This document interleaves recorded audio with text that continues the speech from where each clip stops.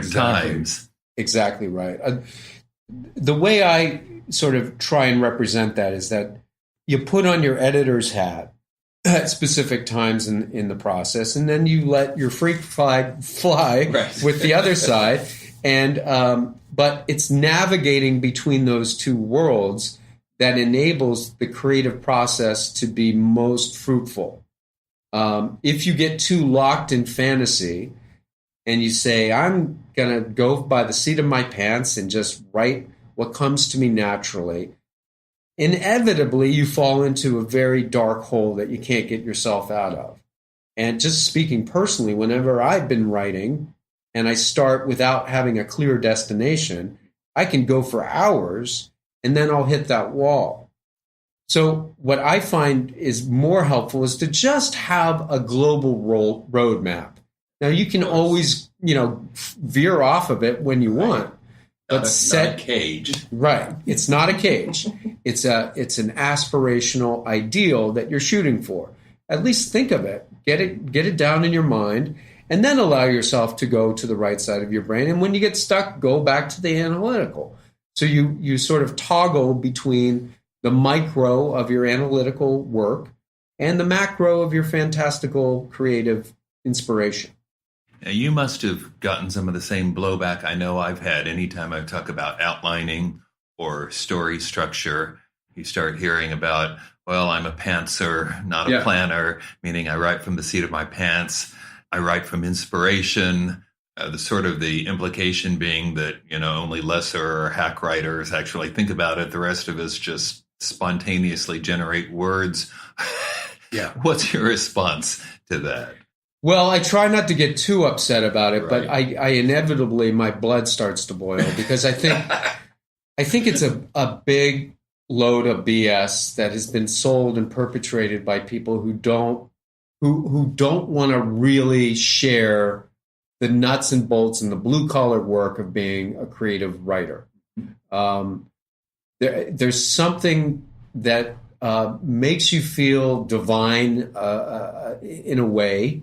If you can say, I was inspired by the muse, I sat down and out popped, this wonderful masterwork that I just will not be fiddling with because it's the word from the ages that, just came through me. That seems to allow the writer to put themselves in a position of having sort of a holier spirit than someone who's a quote unquote hack doing the blue collar work. But I truthfully believe that those inspirational moments do not come full force and just pop out these wonderful things. Everything has a structure to it.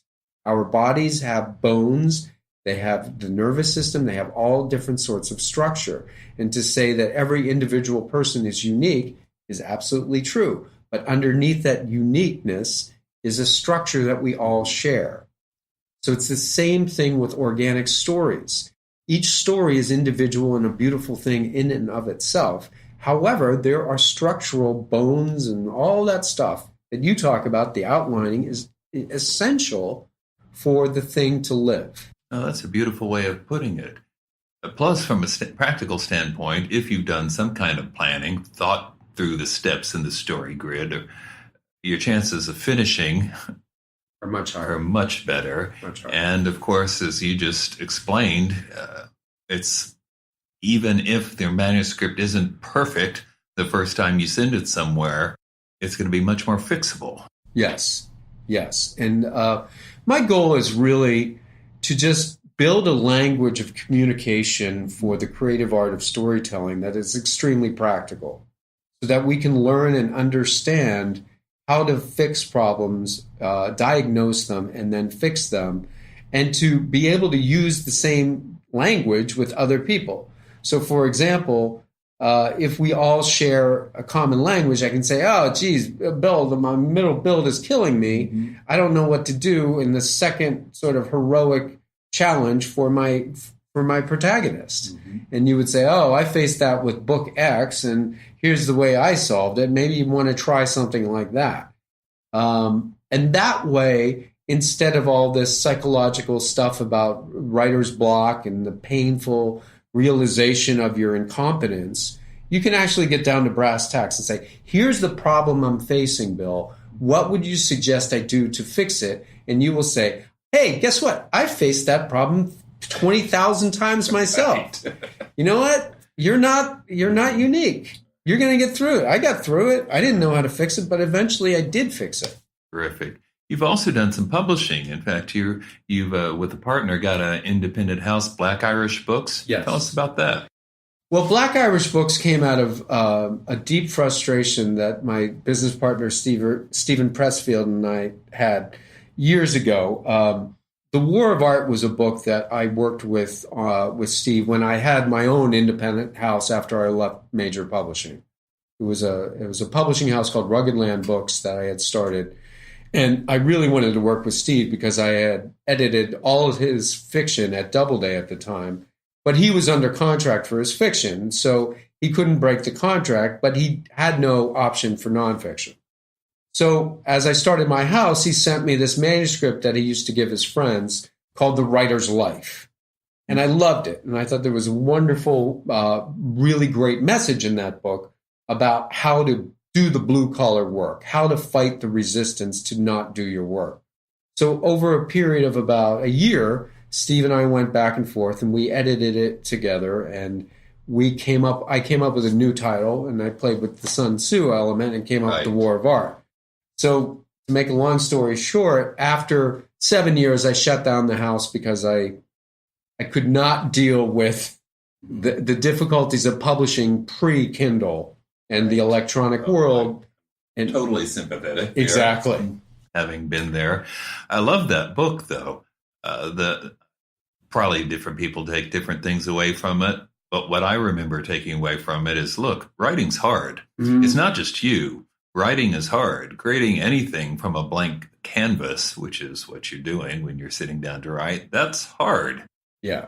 It's sort of the antithesis of getting in touch with your inner child and journaling yourself to a masterpiece. Not that certain people can't do that, but for Steve and I, our point of view is that it's a struggle. It's very difficult to motivate yourself sometimes to do the work that you know you should do. And Steve came up with the concept of resistance, and resistance being sort of this ethereal, negative force within all of us that stops us from doing the things that we know we really should be doing. So the War of Art is really about accepting that battle and getting in the ring with resistance and fighting it tooth and nail until the end of your days. And the way to beat it most is to crack down, get your ass in a chair, and do your work. So the War of Art isn't so much touchy-feely as it is inspirational, self-help for people who know that they have the inner power to do things, but just find themselves every now and then unwilling to really get in the ring with resistance. Well, that's the struggle probably every artist, but I can speak for writers and know there's always some good excuse for not writing out there, right? There's the laundry looks really appealing when you know you should be writing a book. Any tips or suggestions, or how do you overcome resistance? Well, I think the biggest thing is to just have a pure intention for your day, and not to be wildly ambitious on your day. When I have to do work, I will say to myself, if it's an editing job, I'll say, I'm going to edit 7 scenes today. And I'm going to estimate that 7 scenes will require 3.5 hours of intense analytical concentration. After my 7 scenes are done, I'm shutting down the shop. That's my job today. It's sort of set out an intention. If you have to weed your garden, you set out a certain specific area that you're going to do that day, and you don't quit until it's over. This is what we teach our kids, right? Right. So why not treat yourself with the same respect that you would treat your kid and say, look, this is your job today. Once you're done with that, then you can go play. So that is really the most important thing to beat resistance, because guess what happens? The minute you're intent on that one goal, you're going to get it done. It might be a struggle sometimes, but you go, okay, I promised myself 7, I've done 4. So, okay, I can go have a glass of water. The sooner I get this thing done, the sooner I can go out and do something else. And that is, I think, the best way to beat it is to take those big, massive goals and break them down into tiny bits and add your days up in terms of the tiny bits. And drip, drip, drip, by the time, a year passes, guess what? You've got an 80,000 word manuscript and you can keep moving forward. Writers, of course, will sometimes romanticize failure to work, failure to keep to the schedule. Yeah. And that's where we hear the term writer's block. Is that a real thing, or is that just an excuse for not writing?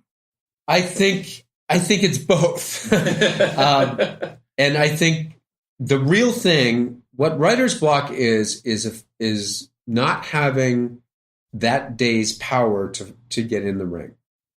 So does it happen to some of us sometimes? Have we exhausted our cognitive capacity for whatever reason? Yeah, I think so. I think there are days when I just know, today's not a good day to really grind it out. I really need to settle down and not do that. And is that a block? Yeah, I guess so. I'm not doing the work, but I also have to have compassion for myself. Now, the romanticization of it, though, is a bad idea. We all have our own internal struggles, and you certainly don't want to hear my internal struggles. It's boring. Right. And I don't want to hear yours, but we all have them. So to fall back on that, oh, well, I'm this tortured artist and I can't seem to get my work done, so I'm going to go down to the bar, that's not going to get you very far. It's just going to feedback loop you into a hole. Right. Well, so, like you're saying, sometimes people treat it like a disease, or worse, that this is a sign that I am more profound because I suffer from writer's block, which why do writers? I mean, you never hear me talking about getting plumber's block or something like that. Right. What's special about writers? I don't. Well, I think it goes to that point about this notion of the mystical experience. Oh, yes. So if you believe in the mystical experience of writing, meaning that you were touched by some sort of supernatural force, and that provides you the motivation and energy to get your work done, then you can say, oh, the gods have abandoned me today. And it's a very dramatic thought, and it's appealing, because then it places you in the realm of a higher level of existence. Right. But if you're saying to yourself, I'm a plumber, I've got to drain, I've got to snake out some sewer lines today, not really looking forward to it, but it's my job. And if I don't do it, my family won't eat. Plumbers go out and they do their work, and you are required to do the same thing. So I think it's part of this. I think a lot of people who have emotional problems are attracted to the creative arts because they see it as a mystical thing, whereas the real professional writer sees it as hard work. They take pride in their hard work. They take pride in their outlining. They take pride in all of those things that get them to deliver that manuscript on the day it's due. And they don't cry about writer's block. Right. And they take pride. And pro writers look at each other and go, yeah, he's going to get his stuff done. I'm going to work with that person because I know they're a pro. The amateur is going to say, I wasn't inspired. A pro gets inspired. Yeah, great way of putting it. You mentioned John Gardner before. I remember a passage on moral fiction, and I probably won't get this exactly right, but what I remember is Gardner talking about having writing block. He's in the middle of a book, couple weeks, he's in the middle of a scene, couldn't get anywhere, and at some point he realized that the problem wasn't so much as a block as he just didn't know what happened next. And I can sympathize, but that goes back to the, are you outlining? Where are you in the grid? Are you a pantser versus a planner situation? Right. And I don't know what the solution for that is except, plan ahead. Well, the planning ahead can be as simple as understanding the concept of the hook, the build, and the payoff. Now, you've got to pay off your hook. right? So knowing your ending, you should have a pretty good idea based